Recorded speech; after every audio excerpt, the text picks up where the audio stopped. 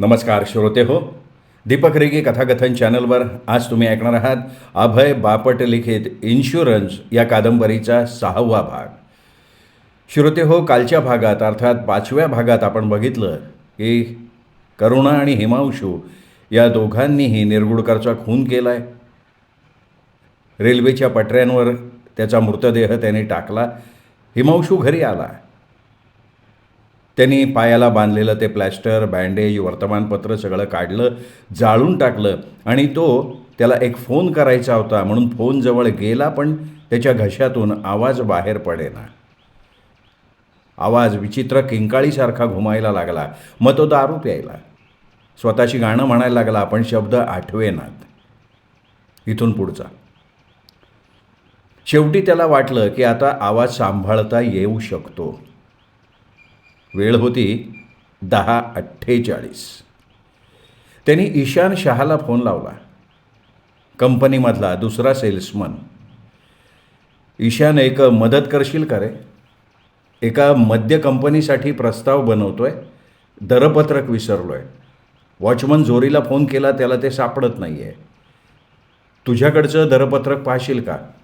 अरे नक्की. हिमांशूनं त्याला सगळी माहिती दिली. ईशान म्हणाला, 15 मिनिटात फोन करतो. फोन ठेवून हिमांशू घरभर फिरत राहिला, नखं हातात खुपसत, स्वतःवर ताबा ठेवण्याचा प्रयत्न करत. घशातलं ते आवळणं पुन्हा सुरू झालं. तो पुन्हा पुन्हा तेच वाक्य पुटपुटत राहिला जे आत्ता ईशानला सांगितलेलं होतं. फोन वाजला. त्यांनी उचलला. ईशानने दरपत्रक काढून सांगायला सुरुवात केली.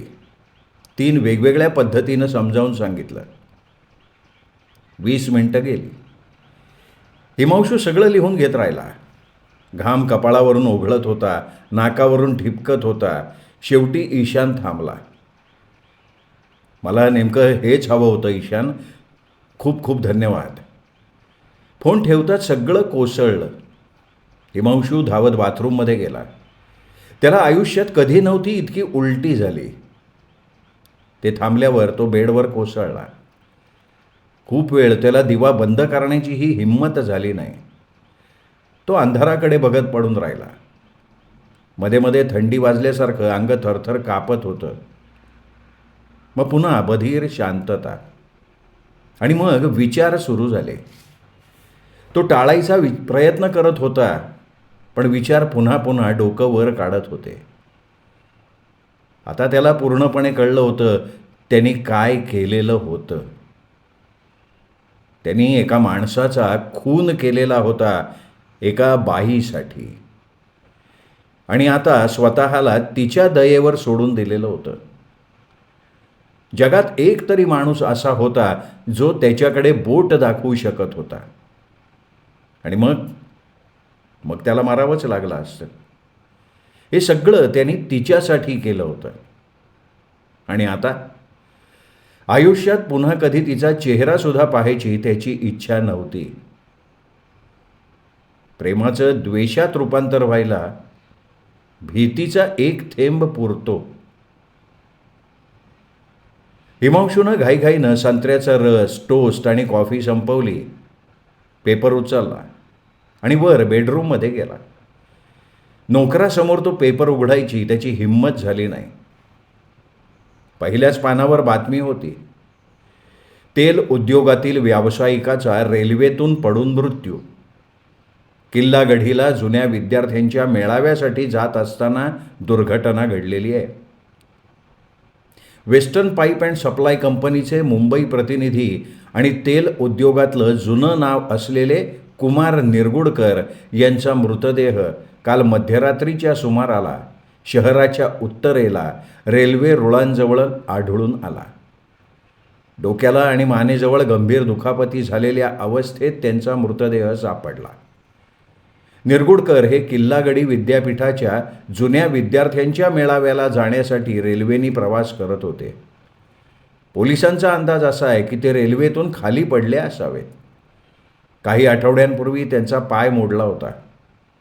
कदाचित कुबड्या वापरण्याची सवय नसल्यामुळे डब्याच्या प्लॅटफॉर्मवर त्यांचा तोल गेला असावा, असं पोलिसांचं मत आहे. शेवटचे ते तिथेच दिसलेले होते. निरगुडकर 44 वर्षांचे होते. मध्य प्रदेश इथे जन्मलेल्या निरगुडकर यांनी किल्लागडीमध्ये शिक्षण घेतलं आणि पदवी घेतल्यानंतर तेल व्यवसायात प्रवेश केला. उरण, तळोजा, रसायनी इथल्या तेल क्षेत्रांच्या विकासात त्यांचा सहभाग होता. मागील 3 वर्षांपासून ते वेस्टर्न पाईप अँड सप्लाय कंपनीच्या स्थानिक कार्यालयाचे प्रमुख होते. त्यांच्या पश्चात पत्नी करुणा निरगुडकर आणि मुलगी लोचना निरगुडकर असा परिवार आहे. विवाहापूर्वी करुणा निरगुडकर या वर्धिष्णू हेल्थ इन्स्टिट्यूटमध्ये प्रमुख परिचारिका होत्या. 8:30च्या सुमाराला नयनाचा फोन आला. मिस्टर नवलकर लगेच ऑफिसमध्ये बोलवत आहेत. याचा अर्थ एकच होता, कंपनीपर्यंत बातमी पोचलेली होती आधीच. आता हिमांशूला पेपर घेऊन जाऊन हा तो माणूस ज्याला मी अपघात विमा विकला होता असा अभिनय करायची गरज उरलेली नव्हती. तो म्हणाला, नैना मला माहिती आहे काय प्रकरण आहे, मी लगेच येतोय. तो दिवस त्यांनी कसाबसा काढला. नवलकर आणि कृतज्ञ किरपेकर यांच्याबद्दल हिमांशू आधी सांगून गेलेला होता. ही विमा कंपनी खाजगी होती, पण जुनी होती. नवलकर कंपनीचा अध्यक्ष होता. वय फार तर 45. बुटका, ठेंगणा. वडिलांच्या मृत्यूनंतर त्याच्याकडे पद आलेलं होतं, पण तो स्वतःचं काम करण्यापेक्षा वडिलांसारखं दिसायचा प्रयत्न करण्यात जास्त गुंतलेला वाटायचा. कृतज्ञ किरपेकर मात्र जुन्या पिढीतला, क्लेम विभागाचा प्रमुख. त्याच्या बोलण्यातनं कायम असंच वाटायचं की आत्ताचा अध्यक्ष तरुण नवलकर हा काहीच करत नाही. तो स्थूल, चिडका आणि तत्त्वज्ञान झाडणारा माणूस होता, पण विमा दाव्यांच्या बाबतीत संपूर्ण शहरात त्याच्यासारखा हुशार माणूस नव्हता. आणि हिमांशूला खरी भीती त्याचीच, कृतज्ञ किरपेकरची होती. सुरुवातीला त्याला नवलकरसमोर सगळी माहिती द्यायला लागली. म्हणजे जी माहिती त्याला हसायला हवी होती ती माहिती त्यांनी दिली. त्यांनी सांगितलं की निरगुडकरला अपघात विम्याबद्दल त्यांनी प्रथम घरी भेटून प्रस्ताव दिला होता, पण पत्नी आणि मुलगी या दोघींनाही तो नको होता, म्हणून त्या रात्री त्यांनी तो विषय सोडून दिला. मग 2 दिवसांनी तो निरगुडकरच्या ऑफिसमध्ये पुन्हा गेला. याला सेक्रेटरी पुष्टी देऊ शकणार होती. त्यानंतर त्यांनी कसा विमा विकला, अर्ज घेतला, पॉलिसी दिली आणि चेक घेतला, सगळं त्यांनी सांगितलं. नंतर ते कृतज्ञ किरपेकरच्या ऑफिसमध्ये गेले. तिथे पुन्हा सगळं तपशीलवार झालं. संपूर्ण सकाळ त्यातच गेली.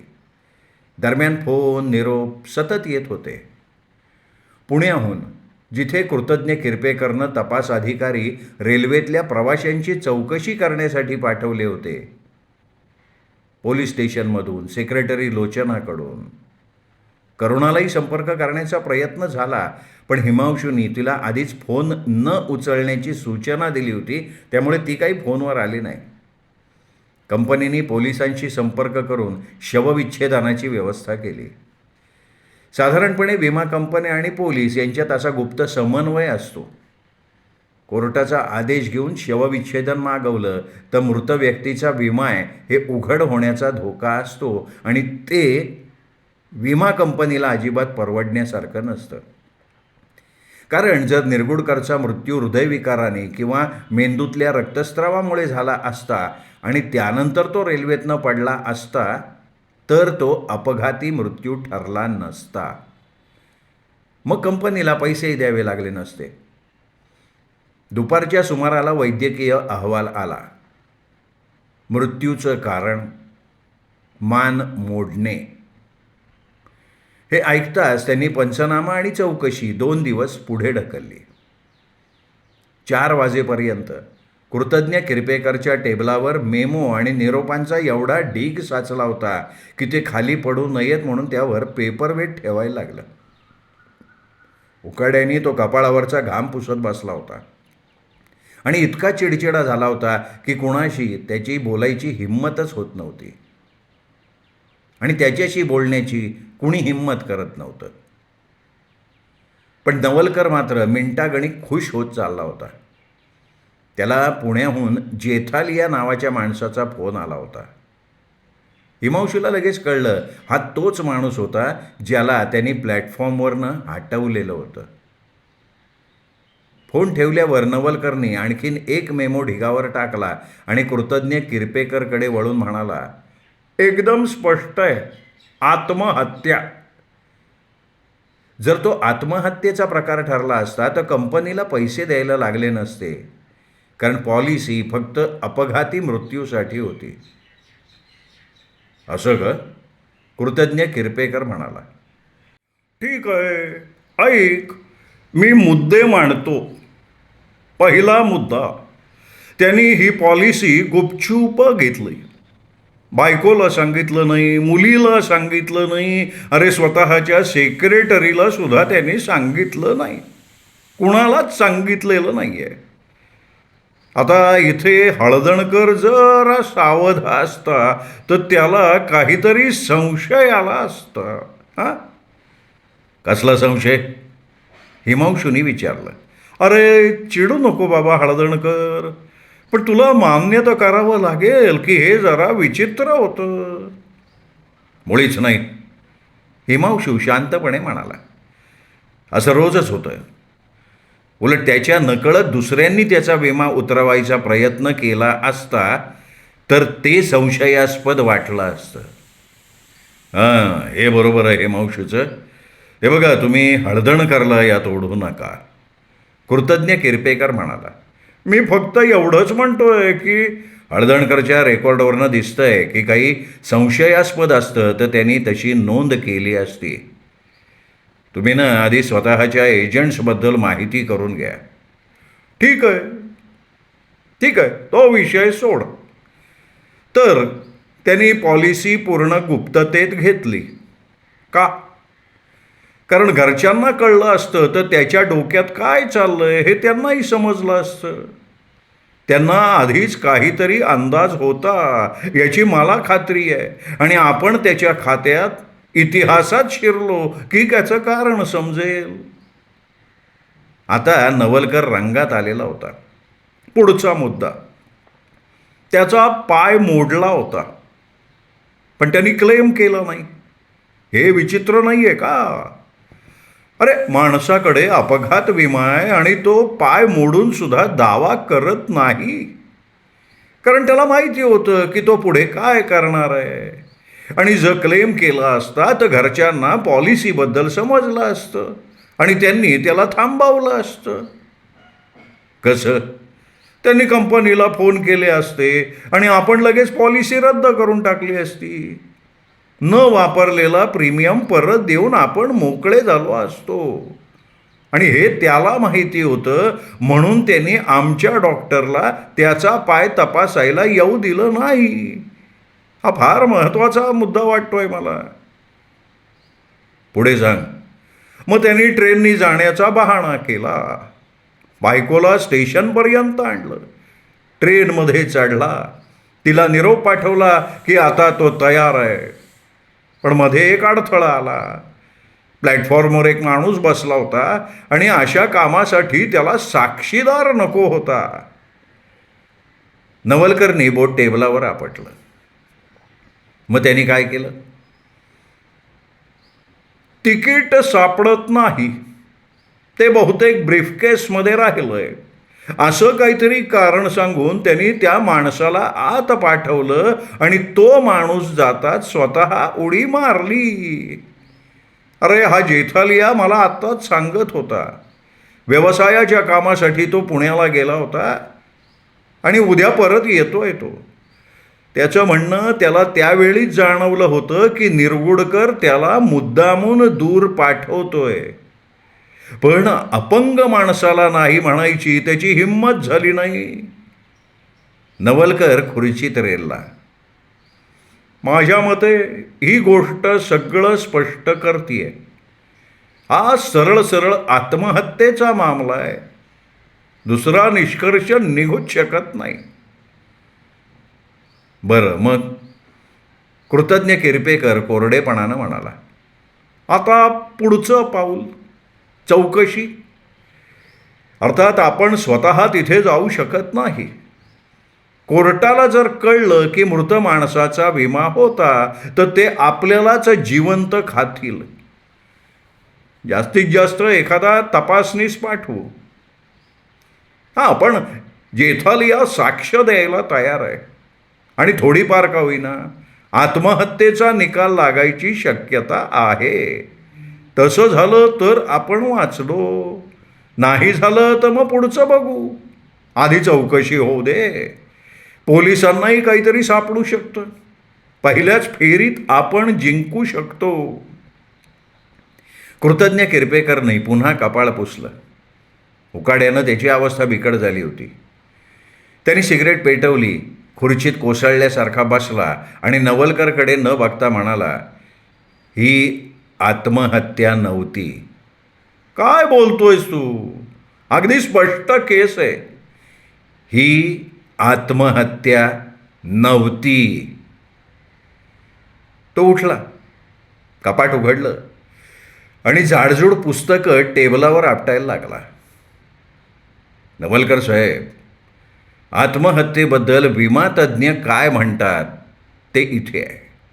जरा अभ्यास करा. विमा व्यवसायाबद्दल काहीतरी नवीन कळेल. मी या व्यवसायात वाढलोय किरपेकर. तुम्ही प्रायव्हेट स्कूलमध्ये वाढलाय. तुम्ही शिकत होतात ना तेव्हा मी ही आकडेवारी अभ्यासत होतो. त्यांनी एक पुस्तक उघडलं. इथे बघा. आत्महत्या वंशानुसार, वर्णानुसार, व्यवसायानुसार, लिंगानुसार, प्रदेशानुसार, ऋतूनुसार, दिवसाच्या वेळेनुसार. इथे आता पद्धतीनुसार वर्गीकरण आहे. विष घेऊन, गोळी झाडून, गॅसनी, बुडून, उडी मारून. आता इथे विषप्रकारानुसार सायनाईड, पॅरा आणि अजून 38 प्रकार लिहिलेले आहेत. तो पानं उलटत राहिला. आणि इथे बघा, उड्या, उंच इमारतीवरून, रेल्वे खाली, ट्रक खाली, जहाजावरून, सगळं आहे इथे. तो अचानक थांबला. पण या लाखो प्रकरणात एकही उदाहरण नाही चालत्या ट्रेनच्या मागच्या प्लॅटफॉर्मवरून उडी मारून आत्महत्या केली आहे असं. लोक असं करत नाहीत. अरे करू शकतात रे बाबा. नवलकर पुन्हा एकदा म्हणाला. करू शकतात? कृतज्ञ किरपेकर फुतकारला. जिथे मृतदेह सापडला तिथे ती ट्रेन जास्तीत जास्त ताशी 30 किलोमीटर वेगानं जात होती. अशा वेगात उडी मारून कुणी स्वतःचा मृत्यू निश्चित करू शकतो? अरे त्यांनी डोक्यावर उडी मारली असेल, त्याची मान मोडलेली होती. माझी थट्टा करू नका. नवलकर वैतागला. मग तुला काय म्हणायचंय? की हे सगळं अगदी नैसर्गिक होतं? ऐका ऐका मिस्टर नवलकर. एखादा माणूस 1 कोटीची विमा पॉलिसी घेतो. रेल्वे अपघातात मृत्यू झाला तर मिळणारी, आणि 3 महिन्यांनी तो रेल्वे अपघातात मरतो. हा काही साधा योगायोग असू शकत नाही हो. ट्रेनचा अपघात झाला असता तर गोष्ट वेगळी होती, पण तरीसुद्धा संशय राहिलाच असता. नाही नाही, हे सरळ सोट नाही आहे. पण ही आत्महत्यासुद्धा नाही आहे. अरे बाबा, मग तुला नेमकं काय म्हणायचं आहे? कृतज्ञ किरपेकर शांतपणे म्हणाला. तुम्हाला नक्कीच माहिती आहे मी काय म्हणतोय. खून?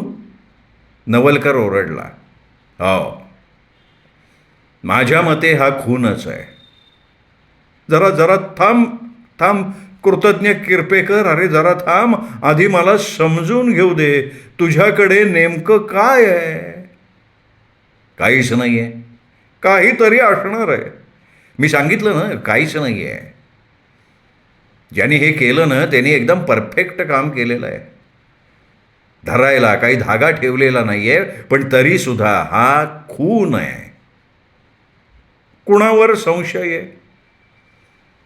अशा पॉलिसीचा फायदा ज्याला होणार आहे तो माणूस माझ्या दृष्टीने आपोआप संशयी ठरतो. ऐसी म्हणजे बायको? हो, बायको. अरे पण ती तर ट्रेनमध्ये नव्हती. म्हणजे दुसरं कोणीतरी होतं. कोण असू शकतं? काही कल्पना नाही? ती अजिबात नाही आहे. आणि एवढ्यावरनं तू हे सगळं म्हणतोयस? मी आधीच सांगितलंय, माझ्याकडे ठोस काही नाही आहे, फक्त ते आकडे, माझा अंदाज, माझा अनुभव आणि माझं अंतर्मन. काम फार सफाईदारपणे झालं आहे, पण हा अपघात नाही आहे आणि आत्महत्या तर मुळीच नाही आहे. मग आता आपण काय करायचं? मला माहिती नाही आहे ते, पण मला थोडा विचार करू दे. कृतज्ञ किरपेकर जवळजवळ अर्धा तास शांत बसून विचार करत राहिला. नवलकर आणि हिमांशू हळदणकर तिथे बसून सिगरेटी ओढत होते. थोड्या वेळाने कृतज्ञ किरपेकरने टेबलावर तळहात आपटायला सुरुवात केली. त्याच्या डोक्यात काहीतरी स्पष्टपणे आकार घेत होतं आणि ते दिसत होतं. नवलकर साहेब, बोल किरपेकर. तुमच्याकडे एकच पर्याय आहे. नेहमीच्या पद्धतीच्या अगदी विरुद्ध आहे हा. आणि दुसरं कुठलं प्रकरण असतं तर मी स्वतः त्याला विरोध केला असता, पण या केसला नाही. या प्रकरणात काही गोष्टी अशा आहेत की समोरच्यांनी आपली ठरलेली पद्धतच वापरून घेण्याचा प्लॅन केला आहे असं वाटतंय. अशा केसमध्ये आपण नेहमी थांबतो आणि समोरच्याने आपल्याकडे यायची वाट बघतो. बरोबर आहे? मी त्याच्या विरोधात आहे. माझं म्हणणं आहे की लगेच कारवाई करा. आज रात्रीच शक्य असेल तर आजच, नाहीतर निदान चौकशीच्या दिवशी तरी त्या बाईविरुद्ध तक्रार दाखल करा. संशयित खुनाची केस नोंदवा.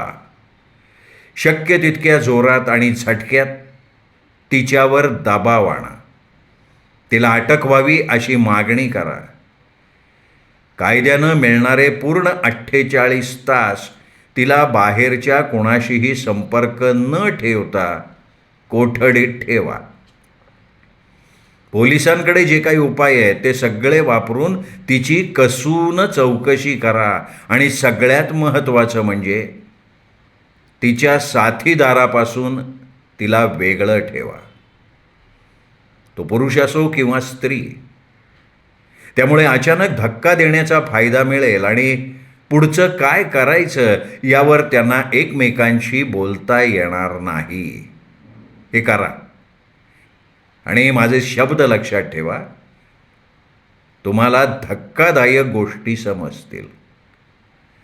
अरे पण कसल्या आधारावर? कशाच्याच नाही. अरे पण किरपेकर, आपण नाही असं करू शकत. समजा काहीच सापडलं नाही तर? समजा आपण तिची कसून चौकशी केली आणि काहीच निघालं नाही. समजा हा खरंच अपघात असेल, मग आपलं काय होईल याचा विचार केलायस का? अरे देवा, अरे ते आपल्यावर अब्रू नुकसानीचा दावा ठोकून अक्षरशः संपवून टाकेल आपल्याला. कदाचित फौजदारी बदनामीचाही दावा होईल. आणि दुसरी बाजू बघ, आपण वर्षाला लाखो रुपये जाहिरातींवर खर्च करतो. स्वतःला विधवा आणि अनाथांचे मित्र म्हणवतो. एवढा पैसा लोकांचा विश्वास जिंकायला आपण घालवतो आणि मग काय? योग्य दावा द्यायचा टाळण्यासाठी आपण एका बाईवर खुनाचा आरोप केला असं लोक म्हणतील. अरे हा दावा योग्य नाही आहे. जोपर्यंत आपण उलट सिद्ध करत नाही तोपर्यंत तो योग्यच आहे. ठीक आहे, पण तुम्ही म्हणता ते काही अंशी खरं आहे. मी आधीच सांगितलंय, ही पद्धत नेहमीच्या नियमांच्या विरोधात आहे. पण एक गोष्ट लक्षात ठेवा मिस्टर नवलकर, हे काम ज्यांनी केलंय तो काही सामान्य माणूस नाही. तो असो, ती असो किंवा दोघं मिळून असोत, त्यांनी आपण काय करणार आहोत किंवा करतोय ते पूर्ण विचार करून केलंय. तुम्ही बसून राहून आणि एखादा धागा मिळेल म्हणून वाट बघून त्यांना पकडू शकणार नाही. त्यांनी धागेदोरेच ठेवलेले नाही आहेत. त्यांना पकडायचं असेल तर त्यांच्यावर अचानक चाल करून जावं लागेल. युद्ध असो किंवा खुनाची केस, अचानक हल्ला हा उपयोगी पडणारा डाव असतो. तो नक्कीच यशस्वी होईल असं मी म्हणत नाही, पण तो होऊ शकतो. आणि दुसरा कोणताही मार्ग कामाला येणार नाहीये हे मात्र मी नक्की. अरे पण कृतज्ञ, आपण असं नाही वागू शकत. का नाही वागू शकत? हे बघ, हा मुद्दा आपण 1000 वेळा चर्चेला आणलाय. आपली ठरलेली पद्धत आहे आणि ती काही चुकीची नाही आहे. हे बघ, अशा गोष्टी पोलिसांच्या अखत्यारीत येतात. आपल्याकडे काही माहिती असेल तर आपण पोलिसांना मदत करू शकतो. आपल्याला संशय असेल तर ते त्यांना कळवू शकतो. कायदेशीर आणि योग्य असलेली प्रत्येक गोष्ट आपण करू शकतो. पण तो थांबला. कृतज्ञ किरपेकर त्याच्याकडे बघत राहिला. नवलकरनी वाक्य पूर्ण केलं नाही. पण यात बेकायदेशीर असं काय आहे मिस्टर नवलकर? नाही, बेकायदेशीर काही नाही आहे. कायद्याने ते चालेल सुद्धा, पण ते चुकीचं आहे. आपण स्वतःला उघड्यावर आणतोय. आपण जर चुकलो तर आपल्याकडे बचावासाठी काहीच उरणार नाही. मी असं कधी ऐकलेलं नाही आहे आणि रणनीतीच्या दृष्टीने हे चूक आहे एवढंच मी म्हणतोय. पण मोठ्या रणनीतीच्या दृष्टीने ते बरोबर आहे. आपली स्वतःची रणनीती आहे, जुनी तपासलेली रणनीती, आणि ती चुकीची नाहीच आहे. ऐक, हे आत्महत्या प्रकरण असू शकतं. योग्य वेळी आपण आत्महत्येचा मुद्दा मांडू शकतो आणि सुरक्षित राहू शकतो. पुरावा सिद्ध करायची जबाबदारी तिच्यावर आहे. मी हेच सांगतोय. एवढ्या स्फोटक प्रकरणात मला पुरावा सिद्ध करण्याची जबाबदारी स्वतःवर घ्यायची नाहीये. म्हणजे तुम्ही तिच्यावर कारवाई करणार नाही, आत्ता नाही. हे बघ किरपेकर, कदाचित पुढे करू, पण जोपर्यंत सुरक्षित आणि जपून खेळण्याचा मार्ग आहे तोपर्यंत मी दुसरा धोका पत्करणार नाहीये. तुमचे वडील, त्यांनीही हेच केलं असतं. मी त्यांचाच विचार करतोय. नाही नाही नाही, जुने नवलकर धोका पत्करू शकत होते. हां, पण मी म्हणजे वडील नाही ना. पण जबाबदारी तुमची आहे. चौकशीला हिमांशू गेला नाही, नवलकरही नाही आणि कृतज्ञ किरपेकरही नाही. एखादा मृत माणूस विमाधारक होता हे कोर्टाला कळणं कोणत्याही इन्शुरन्स कंपनीला परवडणारं नव्हतं. तसं झालं की कंपनीची अक्षरशः कत्तल होते, म्हणून 2 तपास अधिकारी पाठवले गेले. साधेच दिसणारे लोक. ते पत्रकारांमध्ये बसले आणि नंतर त्यांनी सगळी माहिती आणली. सगळ्यांनी मृतदेहाची ओळख पटवली आणि आपापली साक्ष दिली. करुणा, 2 TC, रेल्वे कुली, पोर्टर, काही प्रवासी, पोलीस आणि विशेषतः तो जेठालिया, जो पुन्हा पुन्हा सांगण्याचा प्रयत्न करत होता की हिमांशू हळदणकर त्याला तिथून हटवण्याचा प्रयत्न करत होता. तपास अधिकाऱ्यांनी शेवटी असा निकाल दिला: कुमार निरगुडकर यांचा मृत्यू 3 जूनच्या रात्री साधारण 10 वाजण्याच्या सुमाराला रेल्वे गाडीतून पडल्यामुळे मान मोडून झाला. मात्र तो नेमका कसा पडला हे त्यांना ठरवता येत नाही आहे. हा निकाल नवलकरसाठी मोठा धक्का होता. त्याला आत्महत्येचा निकाल अपेक्षित होता. पण हिमांशूला मात्र आश्चर्य वाटलं नाही, कारण चौकशीतला सगळ्यात महत्त्वाचा माणूस एक शब्दही बोललेला नव्हता आणि तो तिथे असणं आवश्यक आहे. हे हिमांशूने आधीपासून करुणाच्या डोक्यात पक्क बसवलेलं होतं. तो माणूस म्हणजे अंत्यसंस्काराची तयारी करण्यासाठी तिच्यासोबत आलेला भटजी. श्रोते हो, हा होता आजचा 6वा भाग अभय बापट लिखित इन्शुरन्स या कादंबरीचा. बघूयात, चौकशी तर सुरू झालेली आहे, पण हिमांशूच्या मनात आलेलं आहे की जो महत्त्वाचा साक्षीदार होता, अंत्यसंस्कारासाठी आलेला भटजी, तोच तिथे नव्हता. बघूयात पुढे नेमकं काय घडणार आहे या केसमध्ये. उद्या भेटूयात दीपक रेगे कथाकथन चॅनलवर. नमस्कार.